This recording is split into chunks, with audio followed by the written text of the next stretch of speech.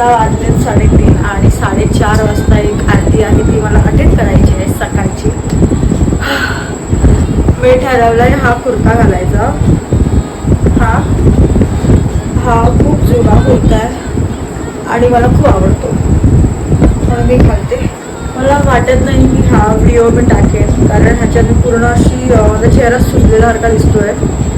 कुठेही जाईल की असं नाही की सनस्क्रीन लावते कारण दुसऱ्या गोष्टी आपल्याला येत नाहीत. ज्या येतात त्या तरी कराव्यात.